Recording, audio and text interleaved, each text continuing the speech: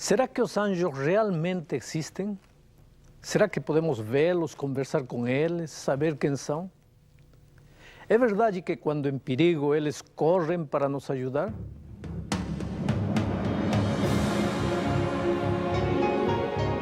Ele permaneceu através dos tempos. O livro de Deus, a Bíblia. Indispensável em nosso mundo complexo.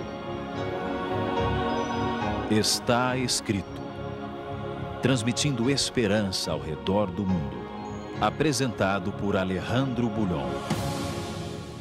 Hoje, a atuação dos anjos.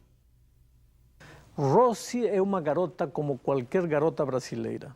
Ela vende livros e, por tal motivo, viaja de um lugar para outro usando os mais variados meios de transporte. Outro dia, ela pegou carona com um caminhoneiro.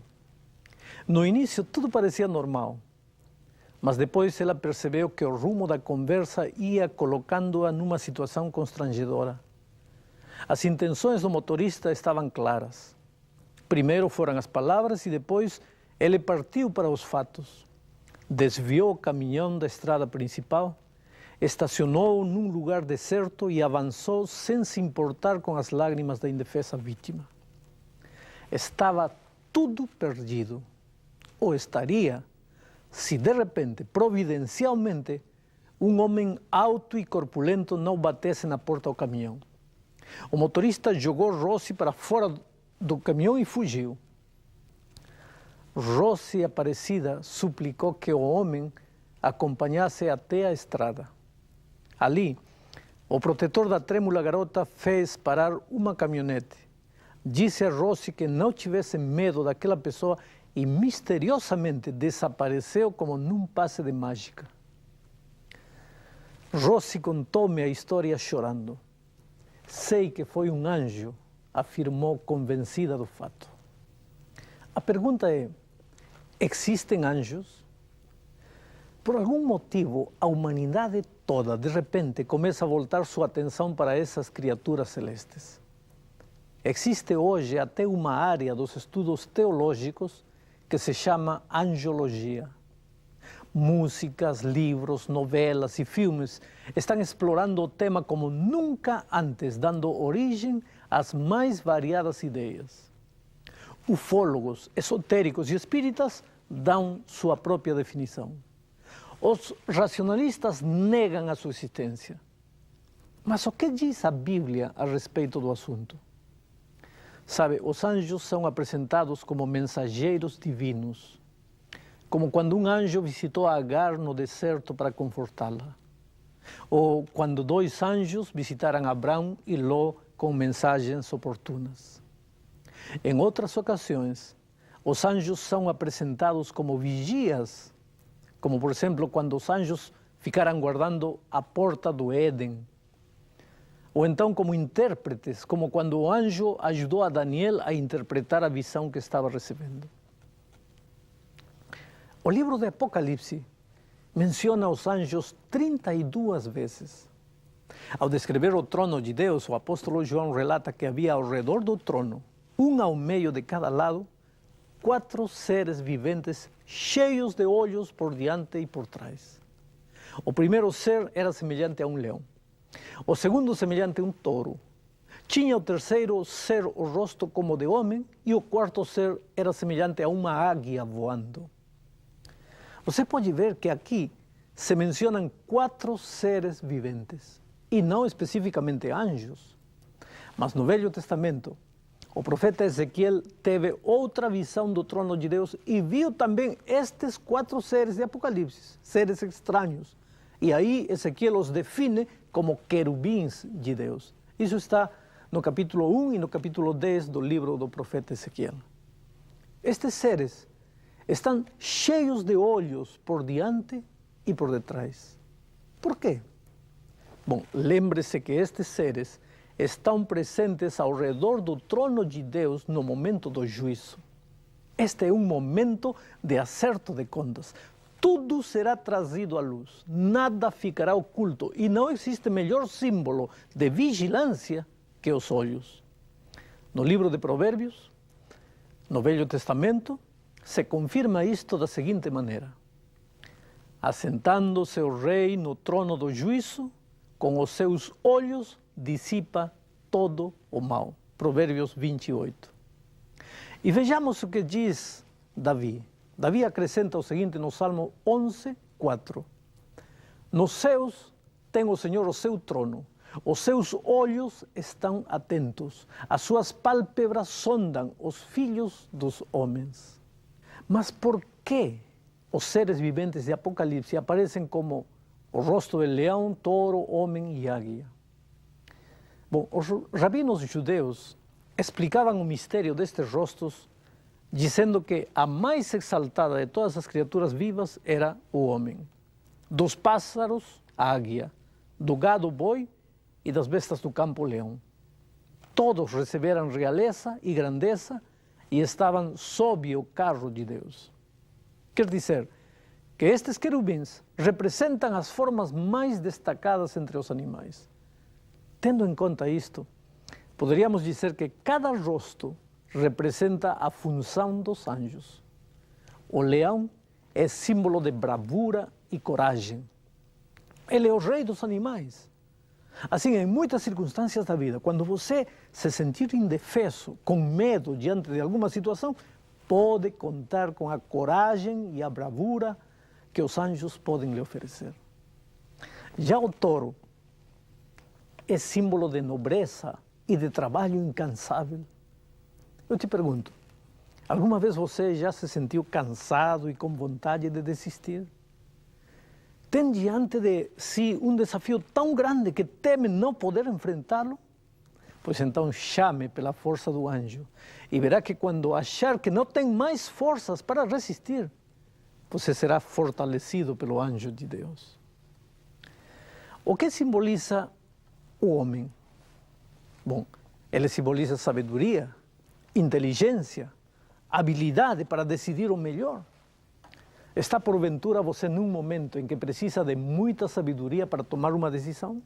Então chame ao Senhor, que não tardará em enviar-lhe o anjo para colocar na sua mente o pensamento oportuno. Uma águia voando, era este o aspecto do quarto ser vivente. Bom, águia é símbolo de rapidez extraordinária. Alguma vez você esteve com o carro descontrolado diante de um precipício e sentiu como que mãos invisíveis o livrassem de uma queda fatal? Bom, era o anjo de Deus que vinha em resposta àquele clamor instintivo: Senhor, ajuda-me. Ezequiel, capítulo 1, versículo 14, afirma que os anjos que estavam no trono de Deus corriam, saindo e voltando à semelhança de um raio, com a rapidez de um raio. Os anjos são seres espirituais, criados antes da existência da terra. Participaram da grande batalha de Lúcifer contra Cristo. O inimigo conseguiu enganar e trazer consigo a terça parte deles para a terra. Mas a grande maioria permaneceu fiel a Deus e hoje servem como agentes de salvação e ajuda aos filhos de Deus. Vejamos, por exemplo, o que diz esse Salmo. No Salmo 34, versículo 7, diz o seguinte: O anjo do Senhor acampa-se ao redor dos que o temem e os livra. Esta afirmação do salmista Davi nos traz esperança. Nos últimos capítulos da história deste mundo, os anjos desenvolverão missões importantíssimas que têm a ver com o destino dos seres humanos. Por exemplo, em Apocalipse capítulo 7, diz que são esses seres 4 anjos em pé nos 4 cantos da terra, para que nenhum vento sopre sobre a terra, nem sobre o mar, nem sobre árvore nenhuma. Quer dizer que estes anjos, nestes momentos, estão detendo a destruição final que se aproxima da humanidade. Não é reconfortante para você saber que, embora os seres humanos possam abandoná-lo, o anjo do Senhor sempre estará perto de você. Ainda nos momentos mais difíceis da vida, ele nunca o deixará. No início da igreja cristã, Herodes mandou perseguir e matar os filhos de Deus. Dentre eles, Tiago foi morto ao fio da espada. Aqueles dias eram dias terríveis de angústia e perseguição para o povo de Deus. Pedro também estava preso, escoltado por 4 escoltas de homens, cada uma como se fosse um assassino de alta periculosidade. Assim o inimigo, ao ver que não pode fazer nada contra o próprio Jesus Cristo, sua ira se derrama sobre os seus seguidores, sem motivo. O único delito dos perseguidos, naquele tempo, era adorar ao Deus verdadeiro e obedecer a sua palavra. Veja agora a maneira como a Bíblia descreve em Atos capítulo 12, dos versos 5 a 11, o ministério protetor dos anjos. Veja o que diz. Pedro, pois, estava guardado no cárcere, mas havia oração incessante a Deus por parte da igreja a favor dele. Quando Herodes estava para apresentá-lo naquela mesma noite, Pedro dormia entre 2 soldados, acorrentado com 2 cadeias, e sentinelas à porta guardavam o cárcere. Eis, porém, que sobreveio um anjo do Senhor, e uma luz iluminou a prisão. E tocando ele ao lado de Pedro, o despertou, dizendo: levanta-te depressa. Então as cadeias caíram-lhe das mãos. Disse-lhe o anjo: cinge-te e calça as tuas sandálias. E ele assim o fez.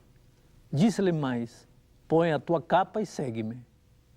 Então, saindo, o seguia, não sabendo que era real o que fazia por meio do anjo. Parecia-lhe antes uma visão. Depois de terem passado a primeira e a segunda sentinela, chegaram ao portão de ferro que dava para a cidade, o qual se lhes abriu automaticamente. E saindo, enveredaram por uma rua, e logo adiante o anjo se apartou dele. Então Pedro, caindo em si, disse: agora sei verdadeiramente que o Senhor enviou o seu anjo e me livrou da mão de Herodes e de toda a expectativa do povo judaico. Isso está registrado, como já disse, em Atos 12, 5 a 11. De tudo isto podemos deduzir que os anjos são capazes de quebrar as leis físicas, atravessar paredes e portões de ferro e realizar coisas do ponto de vista humano impossíveis. O maravilhoso de tudo é que existe um anjo de Deus perto de você. Desde o dia em que você nasceu, você tem um companheiro inseparável. Às vezes esse anjo o livra de um acidente que poderia ter lhe provocado a morte e você nem percebe. Mãos invisíveis estão protegendo diariamente a sua vida e a vida de sua família. O inimigo pode aproximar-se de você tentando destruí-lo, mas o anjo do Senhor será sempre o seu protetor. Outro dia, uma senhora pedia ajuda porque acreditava que a macumba feita pela amante do marido tinha alcançado. Tudo dava errado na vida dela.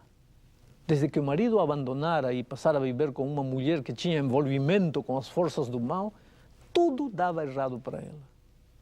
Depois de confortá-la, li para ela esta promessa registrada no livro dos Salmos, capítulo 91, versículos 10 e 12. Diz assim: nenhum mal te sucederá, praga nenhuma chegará à tua tenda, porque aos seus anjos dará ordens a teu respeito, para que te guardem em todos os teus caminhos. Eles te sustentarão nas suas mãos, para que não tropeces em alguma pedra. Ah, meu querido amigo, por que temer se a presença dos anjos de Deus garantem que você e sua família estarão seguros? No fim dos tempos, quando os filhos de Deus voltarem a ser perseguidos por obedecer aos mandamentos bíblicos, os anjos de Deus encarregar-se-ão de alimentá-los e confortá-los em meio à dor da perseguição. Não é tudo isto motivo de agradecimento e fidelidade a Deus? Você nunca está sozinho. Neste momento você pode aí abrir seu coração e agradecer a Deus porque Ele prometeu para você a companhia de seus anjos.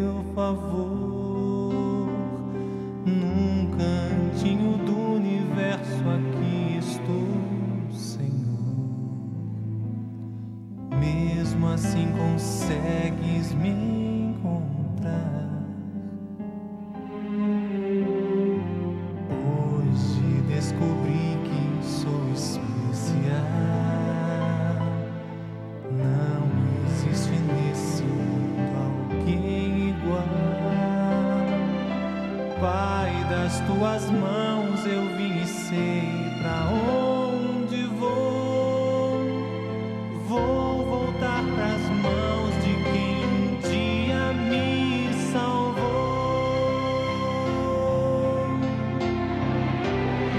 Isso faz de mim um vencedor.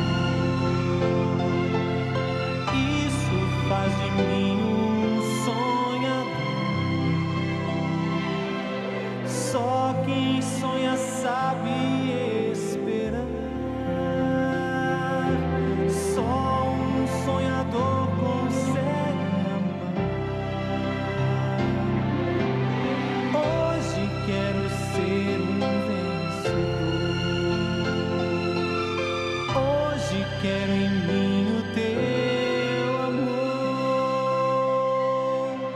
Só em ti eu quero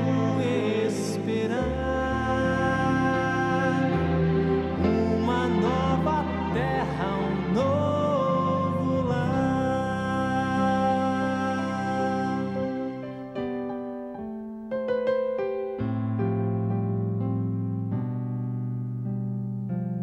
Como eu poderia te deixar, Jesus? Como andaria sem a tua luz? Quando a escuridão me abraça e eu não sei fingir, só tu podes vir me consolar.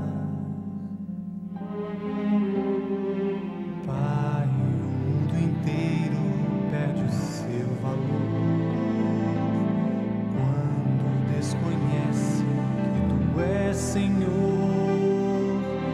Eu agora entrego inteiramente o meu viver. Só na tua força eu sei que poderei crescer. Isso faz de mim um vencedor.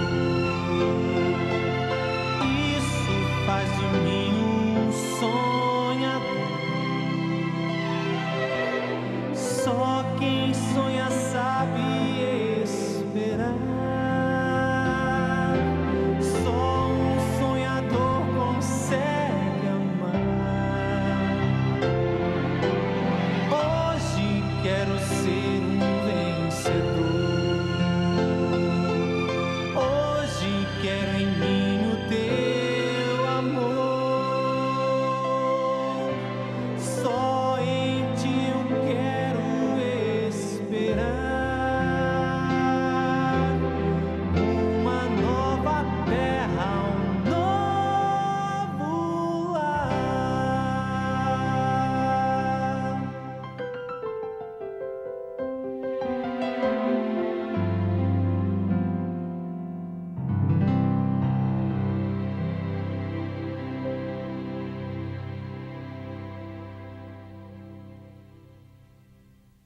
Vamos orar.